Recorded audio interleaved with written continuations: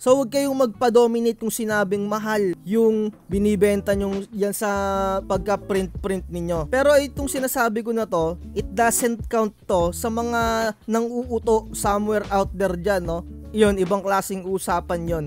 Yo, what's up mga tropa? Nagbabalik na naman tayo sa ating printing channel at road to 5,000 subscribers na pala tayo. Shoutout sa mga nagsusubscribes dyan once na napanood nila at nakatulong yung mga videos natin. Maraming salamat sa inyo. Sa mga hindi naman nagsusubscribe, okay lang dahil alam ko naman yung mga kapwa Pilipino you know.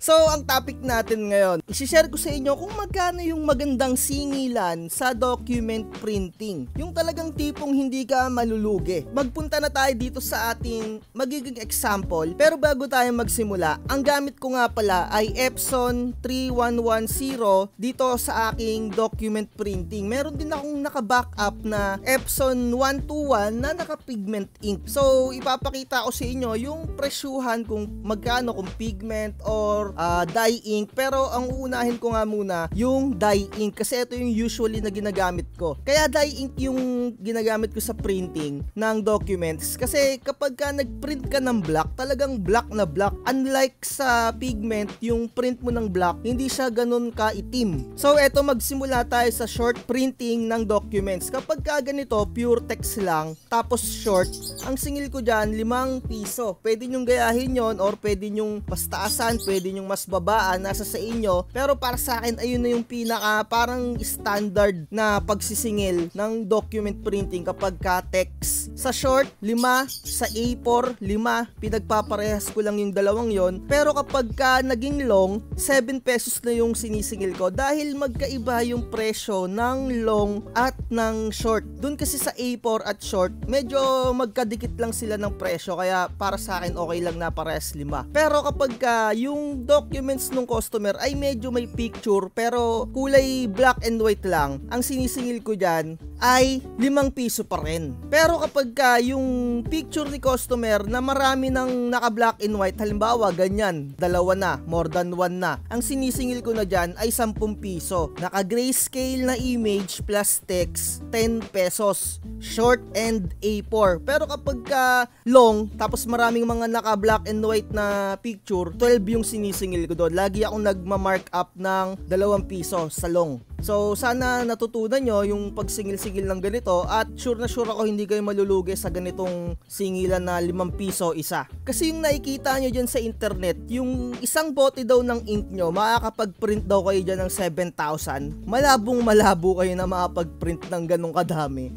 sa mga ink na yan. Estimated lang yun. Iba talaga yung actual na bilang na mapiprint ninyo sa isang bote ng black. Siguro mga, ewan ko kung umabot ba ng 3 rim yung isa kong bote ng black. Parang 2 rim nga lang na tuloy-tuloy na printing, naubos na parang 1,000 page lang yung na-print nung isa kong bote. May experience nyo yung sinasabi ko na to na hindi nyo masusunod yung sinasabi na theory dyan sa internet na 7,000 daw yung mapiprint sa isang bote mo ng ink. So mabalik tayo sa presyuhan nga, no? So dito na nga tayo sa colored printing ng documents. Kapag ka nakita ko yung pinaprint sa akin ni customer ay pure text lang talaga, halimbawa ganito, pure text lang, as in pure text lang talaga, pero colored na kulay blue, kulay pula, ang sinisigil ko pa rin dyan, pwede na akong 5 piso lang pagka ganyan nakita ko. Pero kapag ka meron ng picture kagaya ng ganito, ang sinisingil ko na dyan 10 piso na.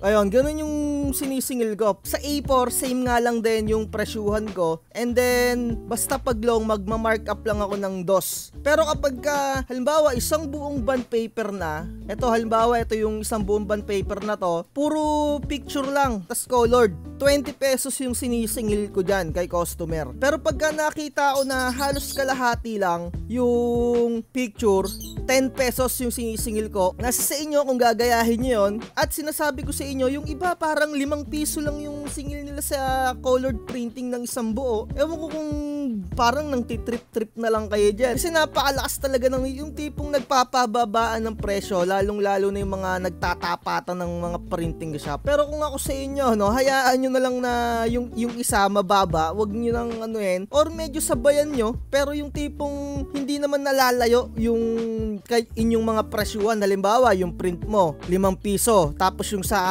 katapat mo, 2 or 3 piso. Gawin mo na kahit papano 4 na piso. Meron ka pa ring kita doon. Pero yung tipong bababaan mo ng 3 piso, ay grabe, parang ewan ko sa inyo, parang balik-balik na lang din yung mga materials nyo. Pero syempre kapag ka talagang madamihan, pwede mong gawin ganon, basta pure text lang, 3 piso sa isang bond paper. Magkumputan tayo. Sa isang rim, merong 500 na sheet ng bond paper. Kung 5 piso yung singil mo dyan, meron ka na kagad kikitain na 2.5. Lalong-lalo na yung mga malalapit sa eskwelahan, kung hindi ka makikipagsabayan sa mga pamurahan ng pababaan ng mga presyo, maganda-gandang kita na to. Balik puhunan ka na sa ink, meron ka ng tinubo talaga dyan, kuryente, pagod talagang kitaan na yan. Pero kung malakas talaga yung pakikipag-compete mo sa mga katapat mo na mga printing, siguro hanggang 3 piso na lang yung kaya mong ibigay. Kasi kapag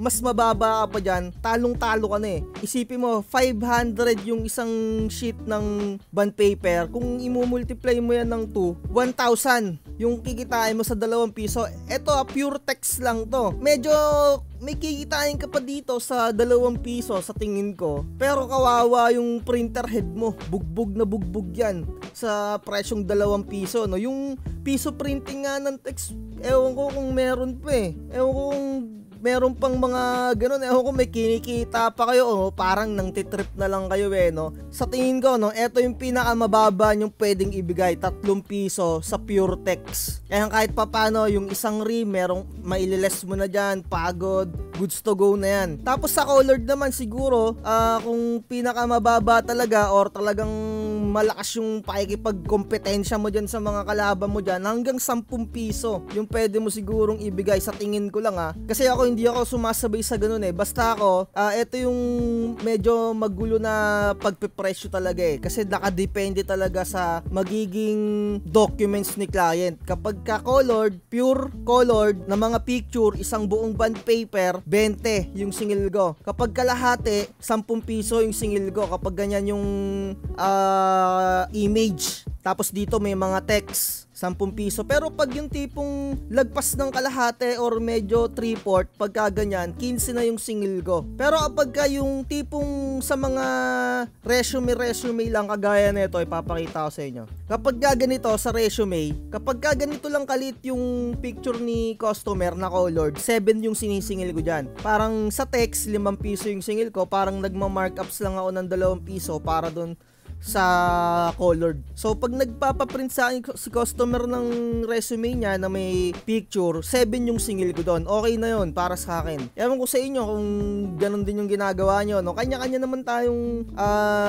presyo, nakadepende yan sa inyo. So kagaya nito, meron pa akong isang sample dito. Pag ganito, may nagpaprint sa akin. Pag ganito, 10 piso yung sinisingil ko kasi nakikita ko parang halos kalahati ito ng isang bond paper. Pag ganyan. So kapag may mga customer ako, magkano pa print, hindi ko muna sinasagot. Tinitignan ko muna kung gaano kadami yung image dun sa document ni client, no? Yung image na colored. Kapag etong document na to ay ginawa niyang black lang to or yung parang tipong naka-grayscale. Basta hindi naman ganun kalaki yung image. Minsan sinisingil ko 5 piso lang din talaga. Pero kapag eto medyo nagdoble na naka-grayscale yon, doon na 10 piso na yung sinisingil ko doon. At kapag isang buong ganyan na image tapos grayscale nga lang, 10 piso yon. So sana naintindihan nyo kung paano yung mga tipong pagsisingil-singil dyan. Ito ay para sa mga naka-dye ink na original. Kasi napakamahal ng mga original dye ink talaga, kaya kailangan pumresyo ka ng tama. Yung mga iba kasi, kaya nilang sumabay sa mga mabababang presyo, yun yung mga gumagamit ng mga alternative ink na yung tig 30 pesos lang isang ink, tig 20, mga ganon, yung mga universal. Ayun, sa pigment ink naman, kung mga pigment ink yung ginagamit nyo, although mas mura sa original na dye ink, yung 5 piso, pwede nyo sigurong gawing 4 pesos yung print ninyo. Ayun, no? Tapos sa image, gawin nyo siguro ngayon nga 10 pesos yung ibibigay nyo na colored. Dun na yung parang pinaka ninyo laro ninyo no? Or pwede 15 pagka pigment ink. Kasi talagang magastos sa ink kapag yung mga image tapos sa bond paper, magastos dun Kaya kung magpapababaan kayo ng presyo sa mga ganitong document printing, para na lang kayong nang titrip. So kaya nga ako sa black and white lang 5 piso, sa 500 na sheet talagang panalong-panalo na ako dyan.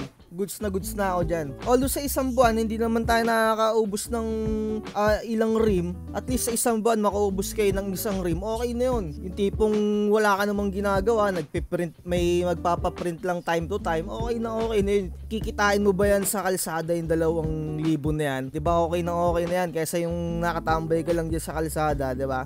So napakaganda talaga na itong printing na to. Basta ipunin mo lang yung na kinikita mo sa pagpiprint. So ayun, kapag meron naman nagpa-print sa inyo ng halimbawa flyers, ayan mga flyers, eto na yung mga masisela na printing.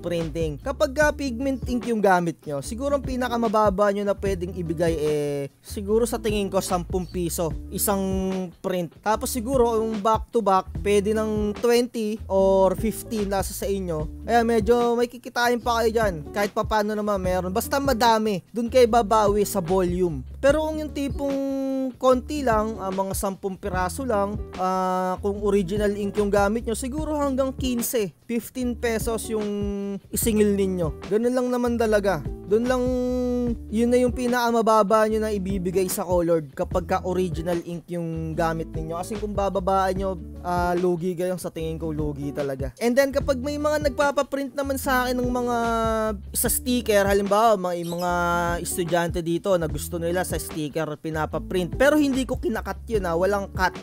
Ayun, print lang sa sticker. Meron akong ginagamit dito na pinakamura kong sticker, yung tigbe 20 pesos lang, sobrang dami na. Ang ginagawa ko doon, nagpapa-add ako ng 5 piso kung sa sticker paper nila ipiprint. And then minsan nagdadala sila ng sticker paper, ayun, okay lang. Basta sa akin print lang, wala na akong ginagawang iba doon. Hindi ko ginugunting, hindi ko basta print lang sa akin pag may mga ganon. So ayun nga pala, sa mga nagdadala ng mga bond paper tas magpapaprint sa inyo, nasa sa inyo na yan, diskarte nyo na yan. Sa akin pagka ganon, halimbawa nga 5 piso yung print ko ng document, tinitignan ko muna yung mga files nila kung magkano yung ipipresyo ko sa kanila. Minsan kasi may mga mararaming image, doon ka malulugi kung 5 piso lang yung isisingil mo. Kaya chinecheck ko talaga muna yung mga documents nila. And then sa discount, minsan nagbibigay ako ng less 50 cents kada isang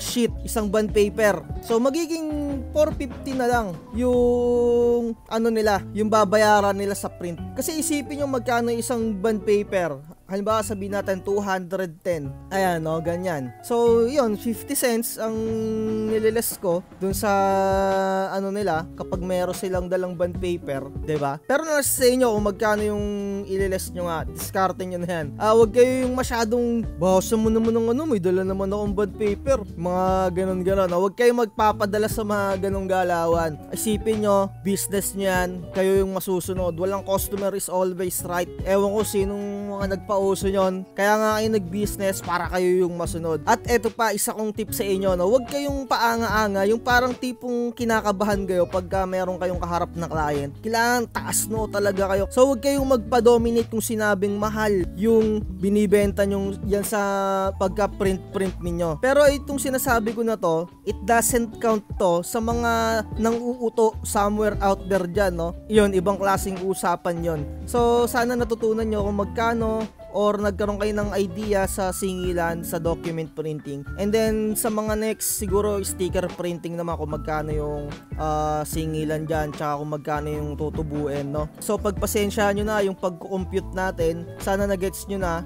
Yun nga, isipin nyo 5 piso isang page, Tapos kikitain nyo dyan times 500, 2.5. At least dito meron ka ng malinis-linis dito na siguro 2,000, no? Ayun, so kung 3 piso times 500, 1.5, siguro dito meron kang mga 1,000 sa isang rim na matatapos mo yung isang rim ng printing. Kaya huwag kayong magpapababa sa 3 piso. Talagang ewan ko, parang nang titrip-trip na lang kayo dyan, lalo na kapag piso printing. Bye-bye. Like, share, and subscribe. Bakit ang gahaman mo? Gusto mo sa'yo lahat na nakikita. Napakadorobo mo. Sa lahat ng kwento ikaw ang bida. Napakahirap mo na makontento. Lahat ng porsyento sinadya mo na